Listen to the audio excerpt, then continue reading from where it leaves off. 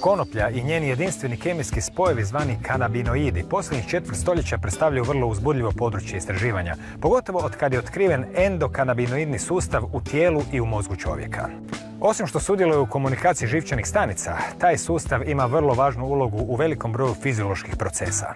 Studija provedena 1988. na sveučilištu St. Louis utvrdila je da u mozgu sisavaca postoji obilje kanabinoidnih receptora u staničnim membranama, te da kanabinoidi iz konoplje nalikuju endokanabinoidima iz tijela sisavaca. Štoviše, ti receptori prisutni su kod svih vrsta kralježnjaka. Nadalje, kod embrija u maternici oni se vrlo rano razvijaju i reagiraju sa tvarima koje luči maternica. Potom, u majčinom mlijeku također ima puno kanabinoida koji potiču kod novorođenčeta učenje, razvoj i rast. Kanabinoidi iz konoplje savršeno odgovaraju endokanabinoidnim receptorima u ljudskom tijelu i što više predstavljaju jedan od najvažnijih fizioloških sustava održavanja ravnoteže u tijelu. Endokanabinoidi i njihovi receptori nalaze se svuda u tijelu, u svim tkivima sa drugačijom svrhom, ali uvijek sa istim ciljem, a to je homeostaza, odnosno održavanje unutarnje ravnoteže organizma. Ipak, kanabinoide, kako one unutar tijela, tako one izvan tijela, najčešće još uvijek srećemo ovdje, na rubu znanosti.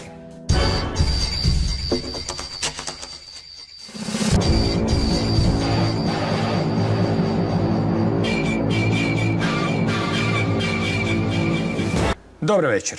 Dr. Robert Melamede, biokemičar i molekularni biolog iz SAD-a, dr. Paul Hornby, zoolog je biokemičar i patolog, a ovdje smo se skupili zbog one teme koja njih dvojicu povezuje, a to je istraživanje učinaka biokemijskih spojeva i drugih stvari vezanih uz zdravstvene dobrobiti biljke poznate kao konoplja.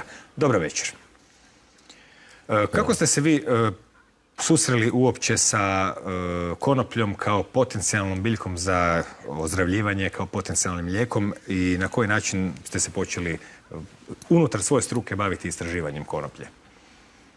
Well, it actually started very early because when I was 16 I started college, and when I was 16 I also started to use cannabis.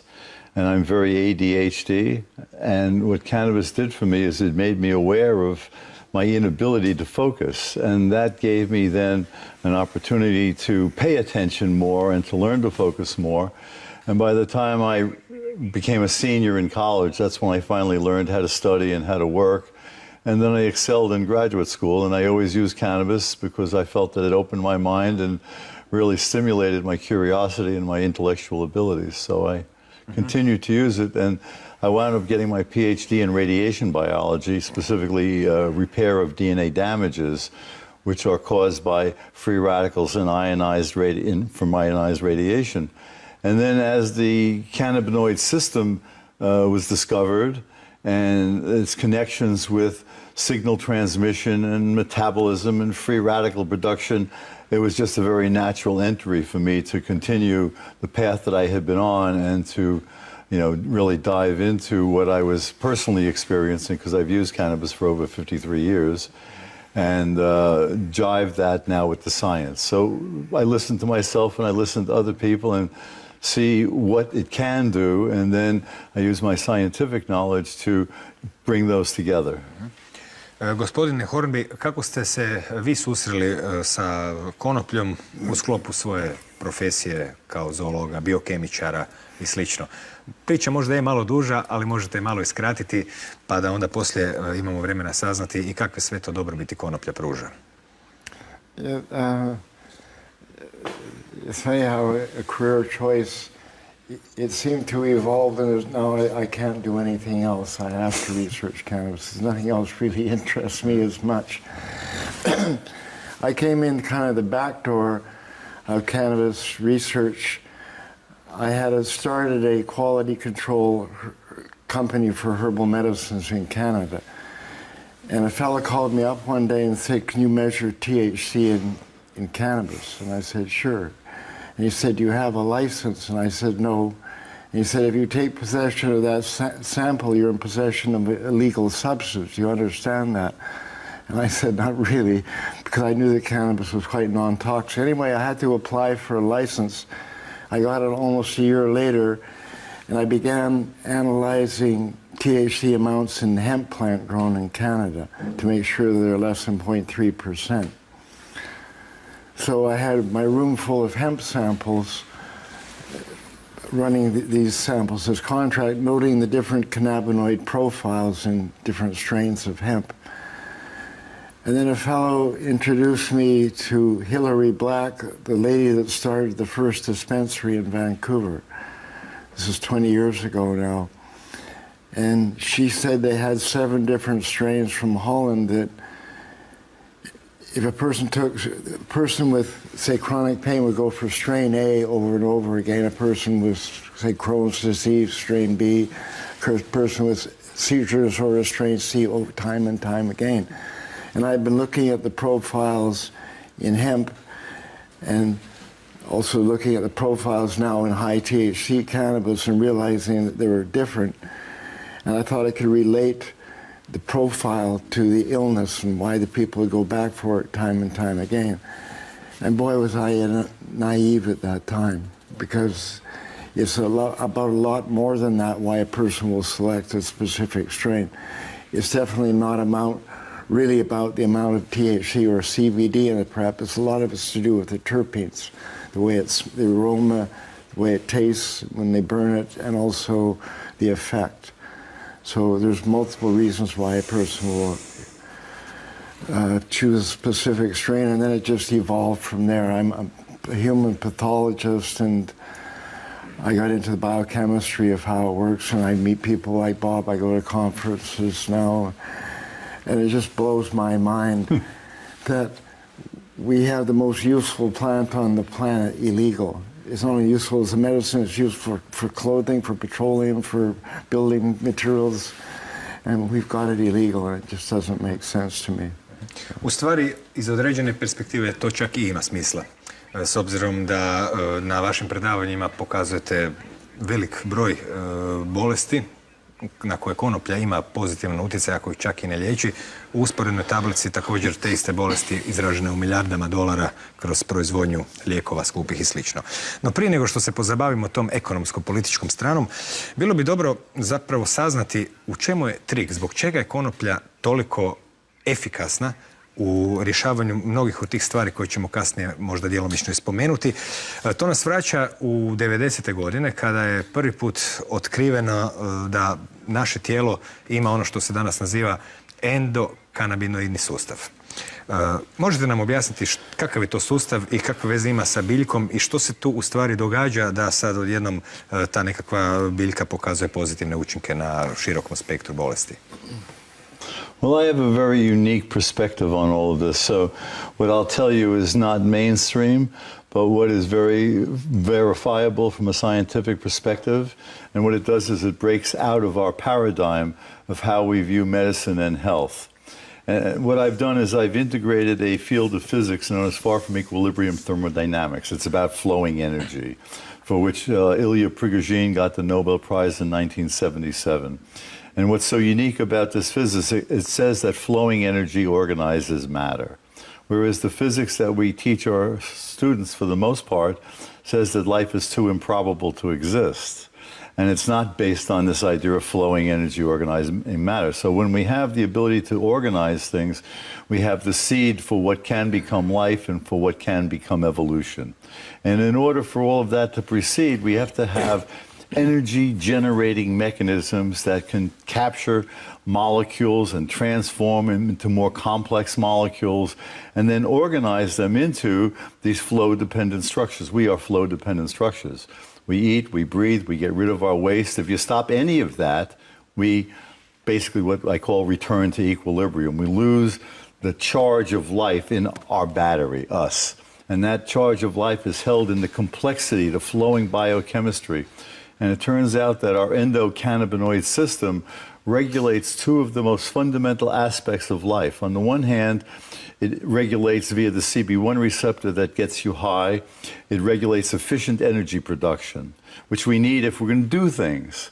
But when you do things, just like when you're building a city or anything else, you generate debris, you generate pollution, etc. There has to be a balance between creating things and fixing and preventing the damage. So the CB1 gives us the ability to do things by how it regulates efficient energy production. Very important in the brain, which is always hot, needs to be efficient, otherwise we overheat.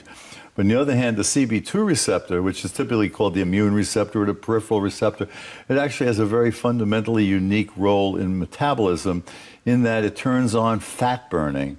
And when cells burn fat, it's not the same as burning sugar. It's not the pathways are different, they do different things. When you're burning fat, you recycle damaged biochemical molecules, molecules that were damaged when you were building things.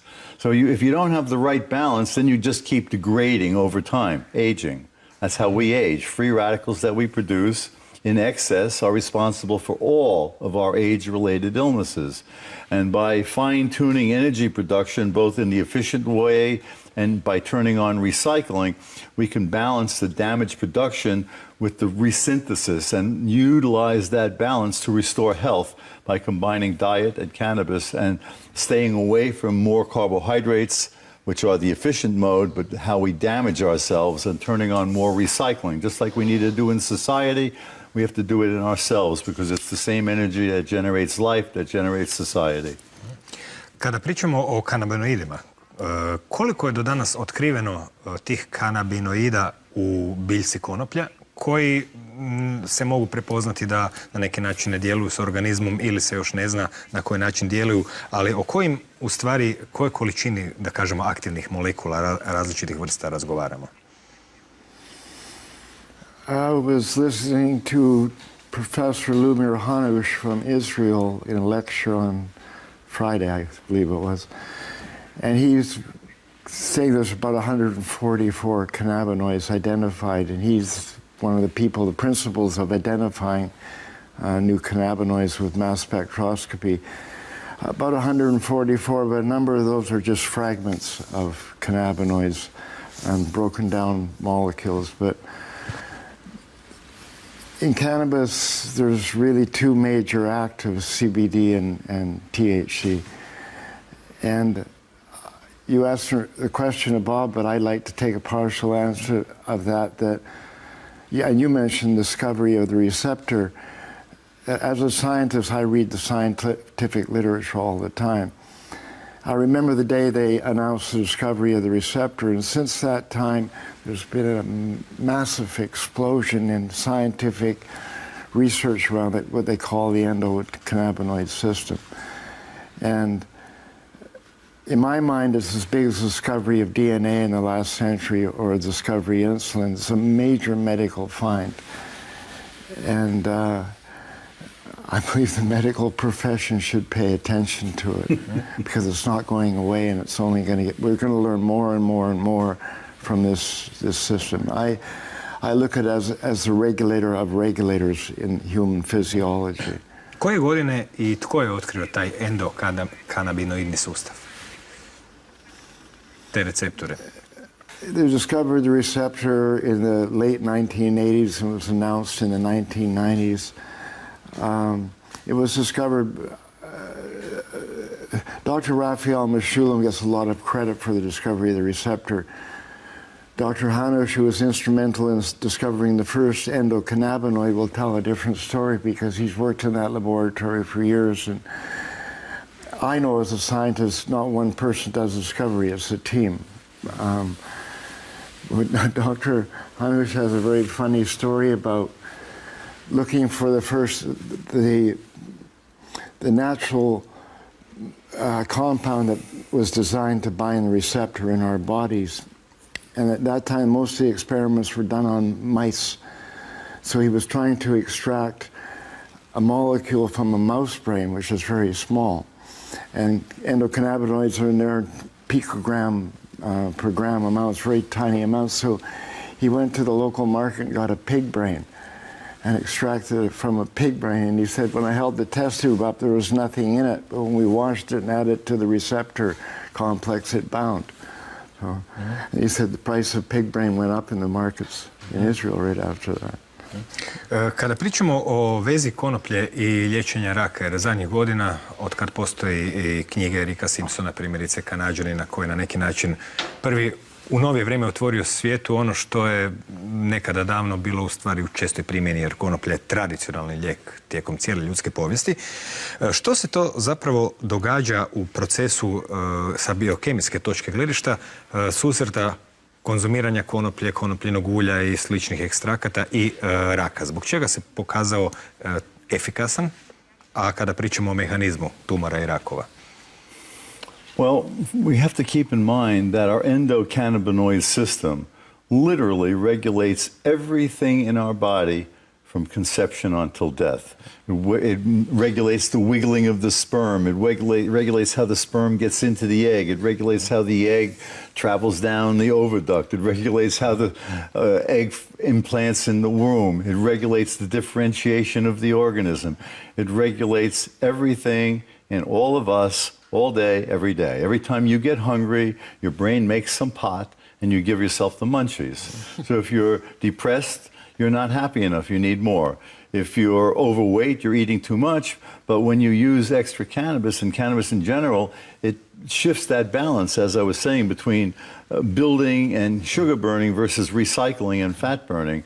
So it's already been demonstrated that cannabis users are thinner, have lower levels of diabetes, etc., because all of our illnesses result from imbalances in how our energy flows and what we do with it.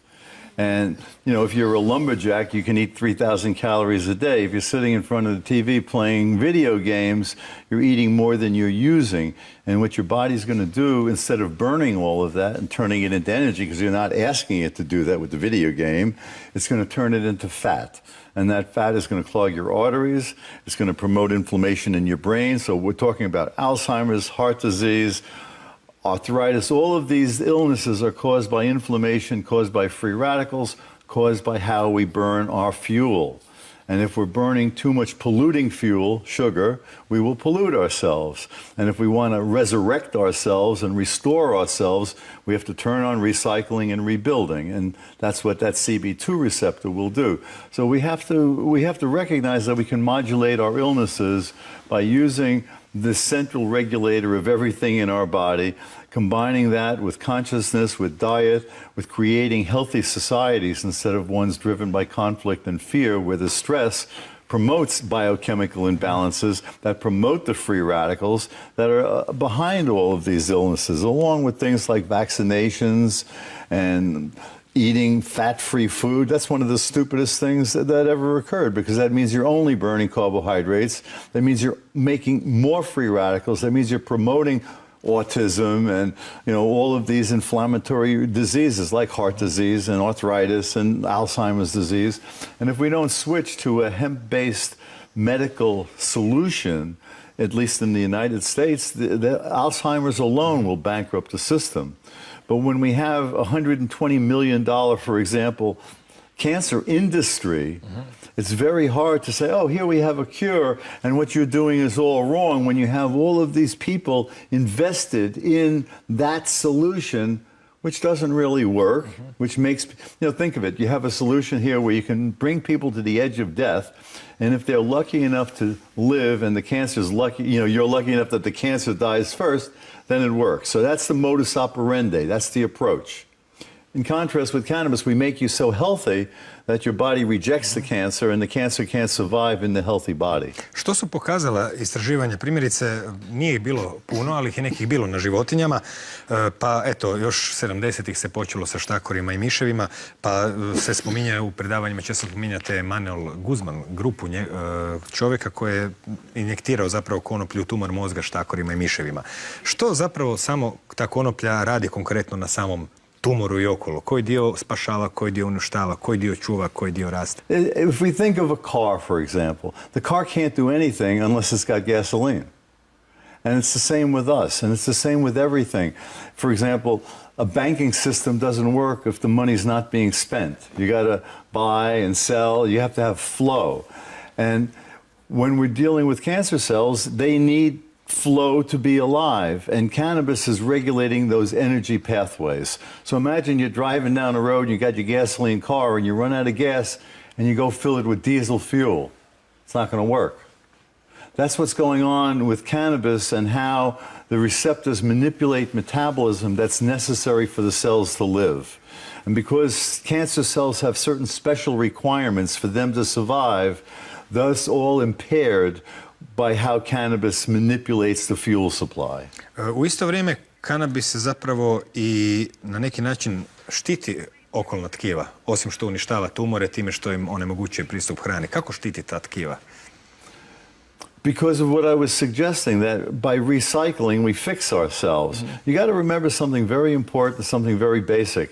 Psychoactive cannabinoids are in mother's milk. They're in breast milk from all mammals. So as mammals evolved with the characteristic of child care, what are they doing? The first thing they're doing when a child is born is they're getting them stoned so they can relax from the childbirth, to stimulate their appetite, to have them bond with their mother.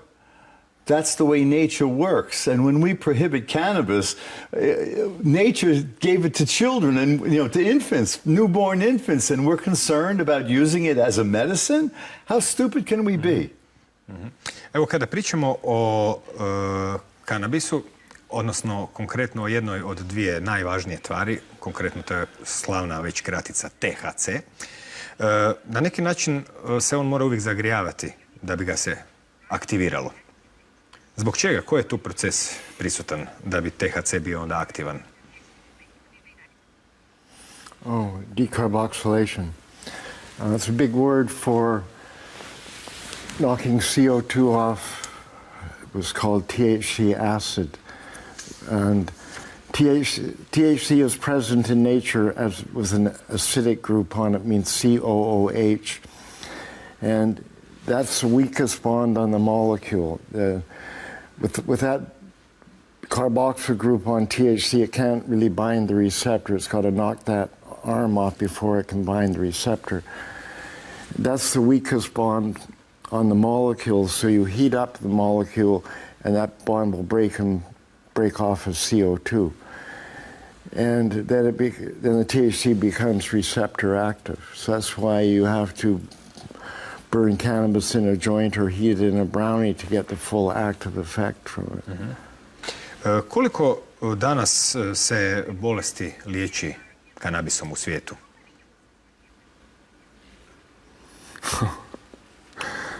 Govorim o legalnim sustavima. Koliko je danas u znanstvenoj zajednici ili u medicinskim sustavima, u nekim barem zemljama, onako prepoznato? That's two questions in one. Da. I put up a slide in my lecture showing the efficacy of cannabis, meaning the desired effect. It goes from ADD to Tourette syndrome. There must be 40 illnesses on this one slide that it affects in a positive way. There's a reason for that, and Bob's mentioned his theory, which I toil with at times, but it makes perfect sense, and I'm really beginning to like it. But I see it as another thing about cannabis. For example, CBD and THC don't only bind the CB1 receptor, but they activate virtually every other receptor system in our brain, 5-HT receptor, GABA receptor, acetylcholine receptor. All of these are modulated by THC, CBD, and the other cannabinoids. That's why, in my simple mind, it has so many effects on different illnesses, because it activates receptors. It's, once again, regulating receptors in our brain to make it homeostasis with the environment and itself, and to have a balancing act within the physiology. And it's very important. U vašim popisima, ili da tako kažemo, zbirkama znanstvenih istraživanja, vidi se da su neki prvi eksperimenti napravljeni još 1972. godine, gdje se vidjelo, zapravo na neki način se vidjelo da postoje neki efekti, ali je nekako oglašeno da ne postoje. No, možete nam možda vi ispričati kada su prva istraživanja napravljena baš eksperimentalno vezano uz utjecaj kanabisa na zdravlje i koliko ih do danas ima i na koji način su se zapravo radila? Pa kako su se reklamirala, također ne bi bilo loše objasniti. Well, you have to understand that cannabis has been used for about 10,000 years. And people have been curing numerous illnesses. In fact, all of the illnesses that we today can verify that it looks like from our scientific studies it should work. That's one way of looking at it. Then you have cannabis users today who are using it and doing the things that the scientists are talking about doing, but we're successfully doing it already, curing cancers, arthritis, all sorts of things. Not only, you have to look at the word. What does cure mean? You know, it doesn't make it go away forever and stay away. It regulates your biochemistry so that your biochemistry is no longer resulting in that illness. But whatever was creating your biochemical imbalance, your genetics, your environment, the combination of them, unless you change that, you'll recreate the same problem again. So the cannabis, for many situations, becomes a lifelong regulator. We should look at it as a food. For example, I use it for my arthritis, for my gout, for a variety of illnesses, you know, psoriasis, etc. I'm never going to not need it. But to me, that means it's a food, and that these illnesses are nutritional deficiencies, and by consuming these chemicals, because that's what foods are, chemicals, right? We call some of them food, and we artificially label some drugs, but the bottom line is, if you take this, you're healthier, you live longer, and if you don't take it, like you can make genetic knockouts so that they have no CB1 receptor. So they're the ideal mouse for what our government wants us to be, ideal mice that can't get high. Well, those mice die prematurely. They're so uptight because they have no stress relief from cannabis that they sit there, you know, freaking out all the time. They're not healthy. We need cannabis. The cannabis receptors, whether we use cannabis or not, are always active because they're doing critical things. The CB1 receptor is always active.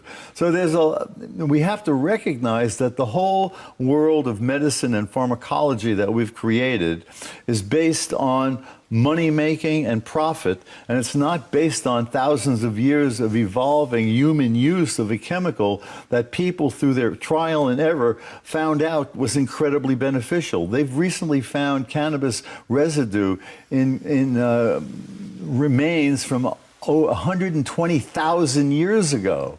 That was before modern man was modern man. So this has played a central role in so many lives for so many generations because it's totally safe, no lethal dose, so you don't have to worry about taking too much other than becoming uncomfortable.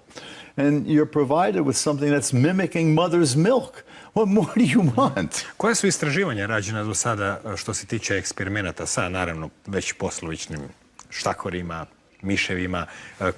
Koja su bila prva, kakvi su bili rezultati, koliko ih danas ima?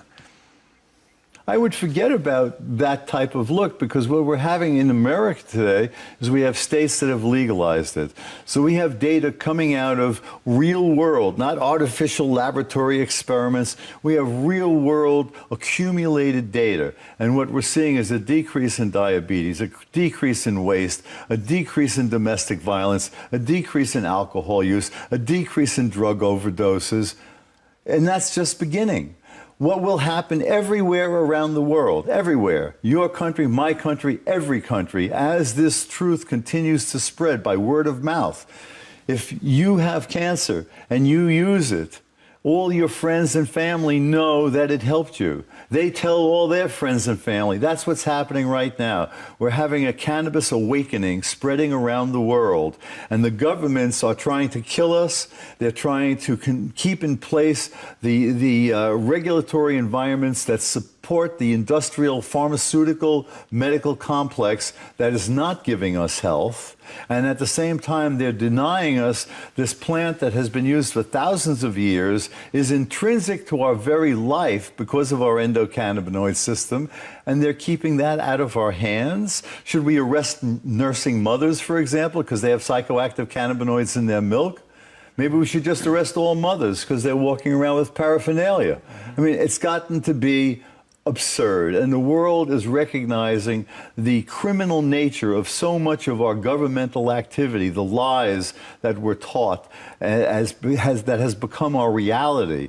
And people are waking up because of computers and communication and because of the experience. If I cure my cancer, I don't care if the FDA approved it.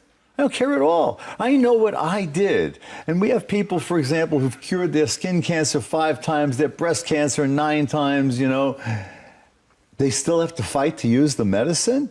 Our governments that are supposed to be protecting us are trying to kill us for the profit that is fed into the system, into the politics, into the law enforcement, while we, the people, suffer, and we are waking up and the revolution is happening as cannabis spreads around the world, and healthcare will change over the next few years like you've never imagined. Imate pravo, ovo je bilo zanimljivije čuti nego popis eksperimentalnih istraživanja, ali postoji i ona. Kad već pričamo o njima, u čemu je razlika? Danas postoje razna ulja od konoplje u kojima ljudi nastoje imati više THC-a ili manje THC-a, a više drugo sastojka CBD-a i slično. Koja je razlika zapravo između THC-a i CBD-a u funkciji i u ponašanju? The difference between THC and CBD? Okay. THC is psychoactive for one, and that's a problem for a lot of people.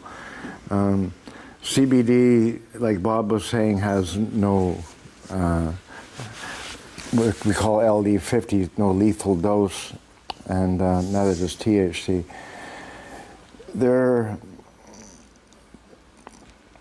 I look at them, they work together. One without the other is completely different than both of them together. And I harp a lot in lectures about what we call the entourage effect, meaning the synergy of the molecules in the cannabis plant. I particularly am fond of cannabidiol, CBD, because it's anti-anxiety for one. It's receptor active on the CB2 receptor. I lose weight on it and keep calm. And also I like to use high THC cannabis later in the day if I'm preconditioning my liver with CBD. I call it preconditioning because CBD blocks the metabolism of THC in the liver. So you're not metabolizing THC to what we call delta 11 THC, which is a more potent form of THC. And if you're not creating that more potent form, you're less likely of an overdose. So you get, I say it makes the high less jagged and more of a plateau. And if I'm treating illness, I will always use the two combined at different ratios. If we're treating cancer, we normally use a higher ratio of THC to CBD. Chronic pain, THC more than CBD, but CBD is very important for chronic pain. Inflammatory disease, perhaps more CBD. For epilepsy, definitely more CBD than THC. For example, your Croatian hemp plants contain significant levels of cannabidiol, which could be easily used for treating epileptic children in Croatia. It's just a matter really of accumulating the active medicine from the plant and making it into a viable form that can be either taken orally or a suppository. So it depends on what illness you're treating, the value of either, but like I say, they work together and it's important to use them together. Eto, pričali ste osim o utjecaju na fiziologiju, na stanice, na živčani sustav i na živce. Dali ste jedan primjer zanimljivog istraživanja, opet vezanog uz miševe, no ovaj put je bilo vezano uz njihovu kreativnost. Znači, kako će se snaći kroz nekakav labirint, zagubilište i slično. Pa kakvi su bili učinci toga, s obzirom da je to bio eksperiment usmjeren na to u kojoj mjeri kanabis pomaže stvaranju kreativnih rješenja među životinjama, pa pretpostavljamo onda i među ljudima. Što se u tom eksperimentu zbivalo? Well, I'm not sure of the exact experiment you're referring to, but I'll refer to an experiment that will address what I think is the issue. You know, what's the difference between somebody that's linear and non-creative versus someone that creates newness?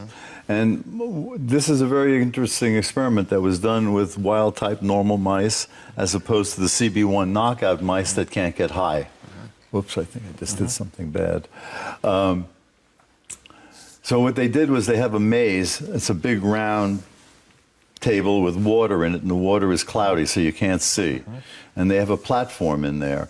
And you put the normal mice or you put the knockout mice that can't get high, CB1 knockout, and you put them in there, and each type of mouse will swim around and freak out because they don't like what you've done to them. And they eventually find the platform. And if you take them out and put them back in, they'll go right to the platform. Now you move the platform to a different position, and you take the mice and you put them in there, and the normal wild-type mice will go to where it used to be, freak out, it's not there, swim around, find the new place. And then you take them out and you put them in, they go to the new place. With the cannabis-deficient mice, the same thing happens. You put them in, they freak out, it's not there where it used to be, they explore, find the new place, you take them out, you put them in, they go to the old place. They were hardwired. As they learn in a way that's very rigid.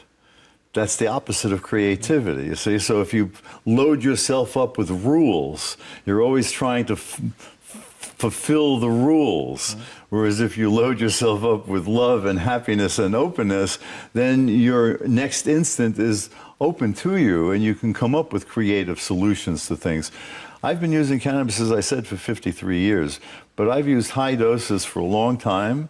I've come up with patents. You know, I've been chairman of the biology department, started public companies, created new forms of science that hopefully will be tested by others, and we will, aside from all of us stoners who it fits very nicely with. And modern man, when you look up the evolutionary scale, cannabinoid receptors, the ones that get us high, first appeared with the appearance of vertebrates. And what vertebrates do much better than invertebrates is we adapt. That's why we have iPhones and they don't, okay? And what we've really done is we've enhanced the creative ability by having this cannabinoid receptors modulate our energy production so that we don't kill our nerve cells. It actually is responsible, unlike what people have said for years, it's going to destroy your brain. It does the exact opposite. It's responsible for generating nerve cells and for generating new connections and plasticity. That's what enhances adaptability. That's what life is about. Nature doesn't select for strength or intelligence. It selects for your ability to adapt every instant at the next sentence. You know, the next second. And that's what your cells are doing in the biochemistry in your cells. And that's what cannabis is, the central regulator of all of that. It's what allowed us to develop and become human. And as you see in the brain, the progression in the vertebrates, as you go up the evolutionary scale, you see that in the evolutionary most advanced areas of the brain are where there are more cannabinoid receptors. There are more cannabinoid receptors in activity in the brain than all of the other receptors. And we don't teach it in medical school. I mean, the system is so stacked against the intelligence, the opportunity, and the health that can be provided by cannabis because of the corruption and the special interest in our governments, in our political systems, that it's only with the raising of the voice of the people as they start to learn the truth, as they see their family, their friends, and themselves getting healed or feeling better, it's only then that the tide will change and this is going to end. Because if politicians in the future want to be elected, they have to support it. We don't want them supporting medicine that's going to kill us and food that's going to kill us. We want to be free and use our knowledge to drive us into a successful future, not hampered by government. Pa u prilog ovim vašim tezama da zapravo vlade na neki način žele sačuvati to znanje u tajnosti i jest i činjenica koja govori o tome da recimo u jednom starom istraživanju još iz 70-ih godina koje se bavilo istraživanjem upotrebe kanabisa, usprkos rezultatima zaključak je bio da ne postoji nikakva medicinska vrijednost u kanabisu, što je praktički skoro nevjerojatan zaključak s obzirom da ih ima toliko i da ih zapravo svi vide. Na kraju krajeva daleko smo danas stigli već od onih ideja od prije 10-15 godina kada su u Nizozemskoj i drugdje prepoznali da recimo ljudi koji se liječe od kemoterapije smanjuju simptome, lakše jedu, bolje spavaju koristeći kanabis. Na koji način, s obzirom da sad pričamo o utjecaju kanabisa na naš organizam iznutra. Međutim, primijećeno je i Rick Simpson osobno je tako sebi liječio opekline i rak kože, a također i drugi ljudi koji su imali neke rane i takve opekline, da ulje od kanabisa kada se maže na kožu rješava mnoge kožne probleme, ubrzava zarastivanje opekline i sl. Koji je tu proces posrijedi? To je znači nešto što se ne može nazvati primjenom koja bi se mogla i na koji način nazivati nekakvom, kako bi se to reklo kolokvijalno, napušavanjem. Radi se o mehaničkoj primjeni na koži. Koji su tu rezultati do sad postignuti?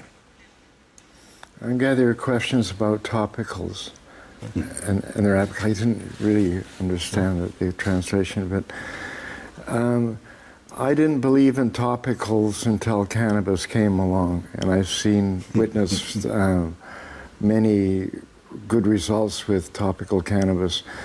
For example, with burns, if you're after what type of medicine the plant to use, I would suggest you use THCA extract on a burn because it's antimicrobial, antiviral, whereas THC doesn't have the same amount of property. And also for children with epileptics, moms will put a CBD cream on their backs at night to help them prevent seizures during the night. And we've seen great effects with that. And also injured football players, hockey players, professional sport players will put cannabidiol cream on a sore muscle, THC cream too, and they show positive effect as well. I'm more of an oral cannabis medicine guy. Bob may know more about topicals than myself, but they are useful in that form as topicals. S kakvim ste se zakonskim problemima i izazovima susretali u Kanadi kada ste radili laboratorije i svoje staklenike za istraživanje učinaka kanabisa?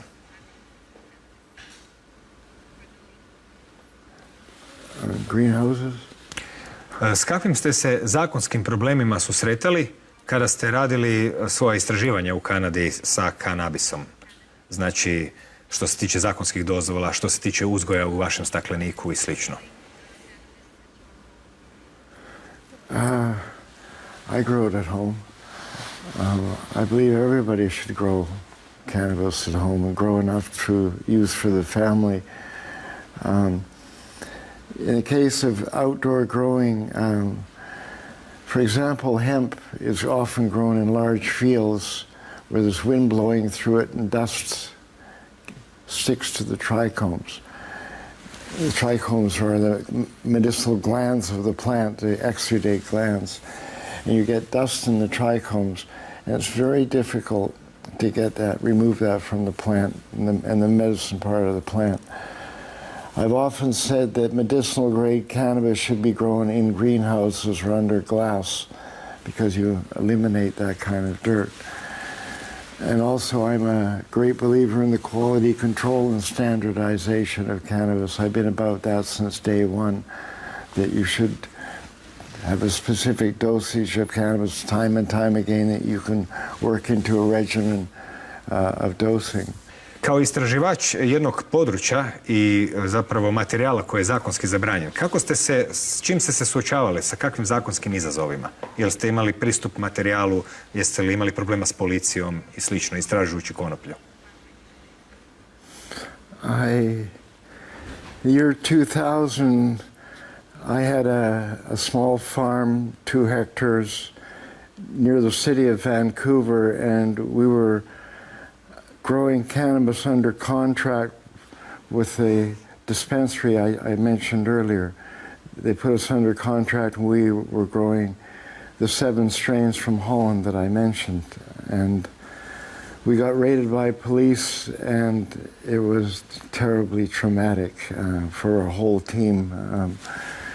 We broke up and I was given 6 months house arrest and couldn't drive the kids to school and so on, but I never for a day stopped analyzing cannabis by my method in my office on the farm. I've worked with my blinds half open for many years, watching for a yellow stripe on a pant leg, which means our government police is coming to knock on the door, kicking in. Also, I had my lab in a quasi-legal umbrella under a dispensary in Vancouver for many years. That gave me some protection. Indeed, I had a license from what we call Health Canada, which is a regulatory board in Canada to analyze hemp in the early days, but they took that away from me when I got busted. Because I don't obey all the rules. I say I know the rules before I break them, but I never quit researching cannabis since I started doing it in the early days. I never have stopped.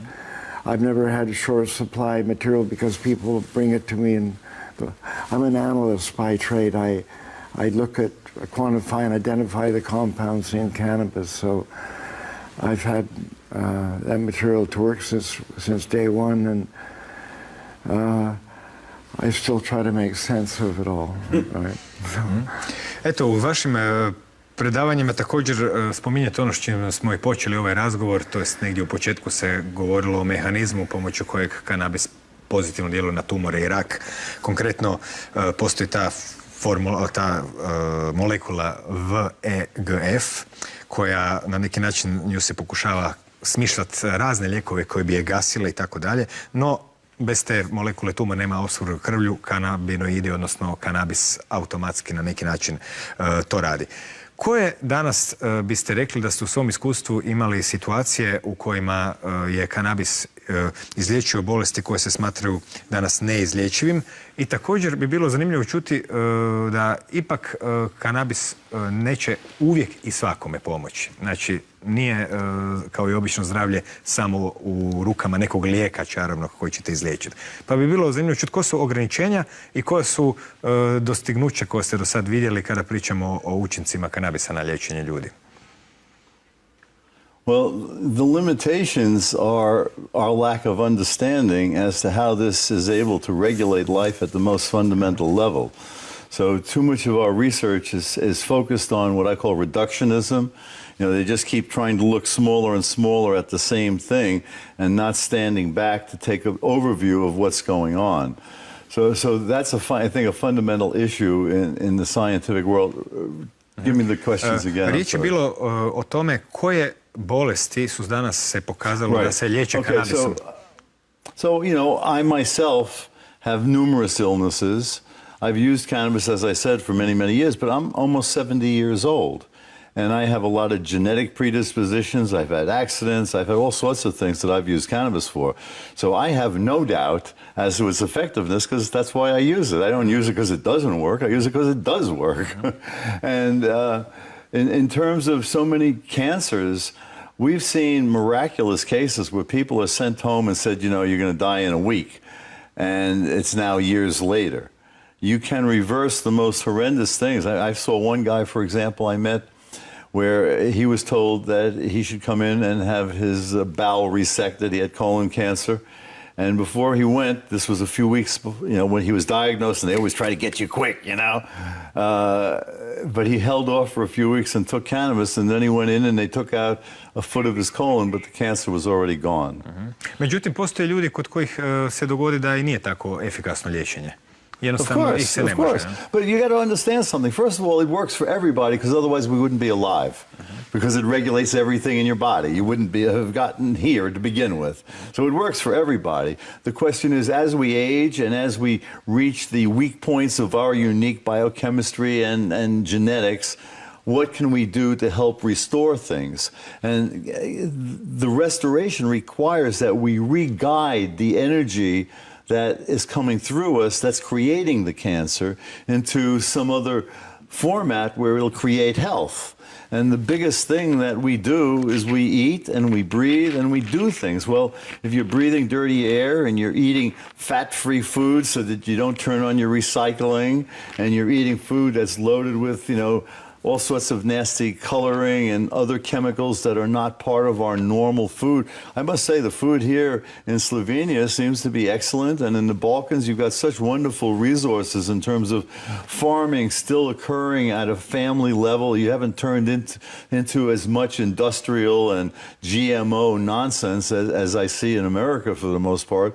So you're still in a point of time where you can grab a hold of your social structure and shift it in a healthy direction that will promote you being able to do the same thing with your body via your food and having access to cannabis and other plant materials that actually do promote health instead of bring you closer to death, with an occasional little help. With a little help from our friends. Exactly. Gospodine Melamede i gospodine Hornby, hvala vam na gostovanju do neke sljedeće prilike i sretan vam put gdje god ste naumili dalje odavde. A eto, hvala vama na pažnji. Dakle, ovaj razgovor o medicinskim potencijalima biljke, koji mnogi nazivaju najljekovitijom biljkom na svijetu, nije se vodio prvi put, vjerojatno neće ni zadnji. Velike su se promjene dogodile u 10 godina na području percepcije konoplje iz nekakve opasne i zabranjene biljke u ljekoviti izvor ne samo zdravlja, nego i hrane i materijala za sve, od odjeće do betona praktički. Uz malo mašte možemo usuditi zamisliti situaciju za 10 godina od sad. Kako bilo, ta biljka koja lako raste bilo gdje, ne zahtjeva puno, pomaže kod 10 bolesti, a i mi sami, kao što smo čuli više puta, imamo endokanabinoidni sustav u našim tijelima koji kao da je skrojen ili prema kojemu kao da su skrojeni kanabinoidi iz konoplje. U tom svjetlu svakako imamo dovoljno razloga za reći laku noć.